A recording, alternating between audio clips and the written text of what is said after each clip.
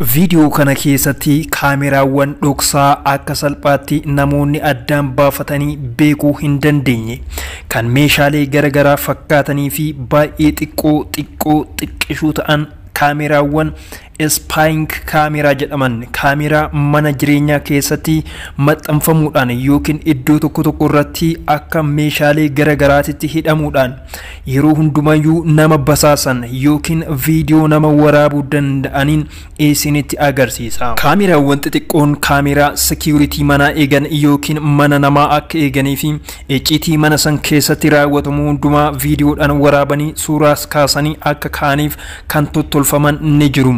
Kanaan wal qabatee garuu namoonni tokko immoo kaameraawwan akkanaa kunneen miidhaa guddaa isaan irraan geessisu. Kaameraawwan xixiqqoon iddoo garagaraatti maxxanfamanii ijaan arguudhaaf nama rakkisan kan mana namaa guutumaan guututti to'atan wantoota mana san keessatti ta'an viidiyoo fi suuraadhaan kaasuudhaan kara abbaan manaa itti jiruutitti ergan ni jiru.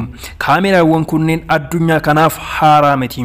Namoonni tokko mana isaanii keessatti kaamera maxxansuudhaan balbala isaanii osoo hin cufin dallaa isaanii osoo gadi hin deebisin dhiisaniit ni deemu. Sababni isaa eenyu mana san akka seenee fi akka ba'e eenyu akka achi jiruu fi maaltu akka ta'aa jiru bakkuma jiran taa'anii ilaaluu waan danda'aniif. Namoonni mana kana keessa jiraatan yookiin mana kana keessa ol seenanii gadi bahan kaameraawwan kunniin eessa ta'anii akka isaan waraaban arguudhaaf kaameraawwan kunniin baay'ee xixiqqoo waan ta'aniif addaan baafachuun baay'ee isaan rakkisa.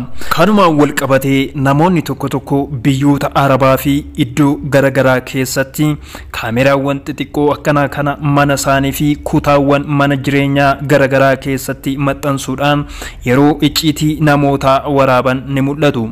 Akka odeeffannoon keenya ibsutti biyyoota Arabaa keessatti baay'inaan kaameraa fayyadamuudhaan kan beekamtu Dubaay keessatti manneen jireenyaa kutaa garagaraa fi manni fincaanii osoo naafin kaameraa dhoksaatiin kan guutamanii jedha odeeffannoon keenya kan har'aa. Kanumaan wal qabatee lammiileen keenya kan biyya keenya keessatti kaameraa yeroo jedhame kaameraa guddaa suuraa kaasuu yookiin kan moobaayilaa qofa godhanii yaadan irratti miidhaa garagaraa geessisuu danda'a yookiin immoo icciitii isaan akka jalaa bahuu hin barbaanne jalaa baasuu danda'a.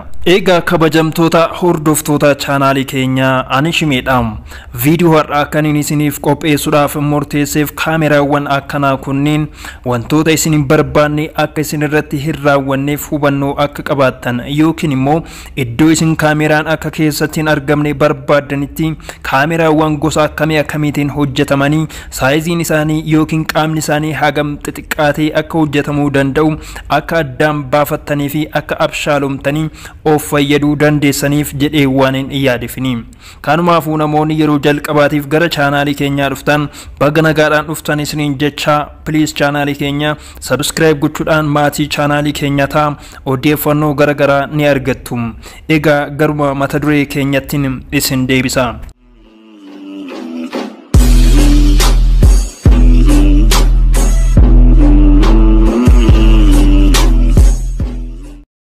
Egaa obboleewwan keenya kan addunyaa kana keessa iddoo garagaraa sababa hojii fi sababa jireenyaatiin deemtanii mana namaa keessa jiraatan yookiin immoo iddoo ofii keessaniif guutumaan guutuutti hin to'anne keessa jiraatan waan hundumaa beekuun baay'ee isin fayyada.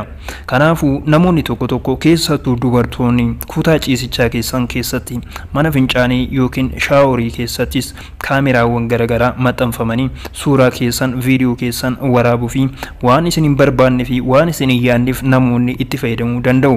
Kanumaafuu kaameraawwan kunneen baay'ee xixiqqishuu ta'uu isaanii hubattanii of eeggannoo barbaachisaa akka gootaniifin viidiyoo kana isiniif dhiyeesse. Akkuma suuraa irratti argitan kaameraawwan kunneen iddoo garagaraa irratti maxxanfamuu danda'u, sibiila garagaraa irratti hidhamuu danda'u, akkasumas girgiddaa manaa irratti maggaarajaa yookiin huccuu girgiddaa yookiin mana bareesu irratti hidhamuu danda'u. Kanaafuu kaameraawwan kunneen gosa garagaraa akka qaban hubachuu qabdu. Isinis immoo abshaala ta'uu qabdu. Kaameraan eessa akka jiru applicationiiwwan addaan baasan ni jiru. Akkasuma immoo applicationiiwwan kunneen kaameraawwan isaan beekuu hin dandeenye hedduutu jira. Kaameraawwan kunneen balbala manaa keessatti, foddaa manaa keessatti, akkasumas immoo ampooliiwwan garaagaraa keessattis yeroon itti hojjetaman ni jiru. Kana qofaa miti, meeshaalee manaa garaagaraa keessatti, televezyiinii keessatti yeroon isaan maxxanfamanis ni jiru. Kaameraawwan kunneen sa'aatii manaa kan fakkaatan, akkasumas immoo chaarjera moobaayilaa kan fakkaatanis kanneen birootis ni jiru. Kabajamtoota hordoftoota chaanaalii keenya, waan tokko beekuun baay'ee dansaadha. Kanaafuu kaameraawwan kunneen fedhii keessan malee gola isin keessa ciistan yookiin gola isin keessa jiraattan, akkasumas immoo gola isin waan garaagaraa itti fayyadamtan, fakkeenyaaf shaaworii ta'uu danda'a, qulqullina keessaniif yookiin immoo iddoo isin hin barbaannetti kaameraan yoo kan jiraatu ta'e salphumatti addaan baasuudhaaf iddoon isin shakkuu qabdan iddoo meeshaaleen garaagaraa keessa ta'an meeshaalee sanniin keessatti hidhamanii ta'uu danda'u. Kaameraa kana akkuma argitan biloonii fakkaata. Biloonii kanaan wantoonni hin hidhamne hin jiru. Wantoonni biloonii kanaan hidhaman fakkeenyaaf mana keessan keessa yoo jiraatan isin salphumatti bilooniidha jettanii yookiin hiituu meeshaa kanaati jettanii callisuu dandeessu. Kanaafuu kaameraa ta'ee isin waraabuu danda'a waan ta'eef wantoota akka isin kaameraadhaan hin waraabamne barbaadan hundumaayyuu of eeggannoodhaan raawwachuutu isinirra jiraata.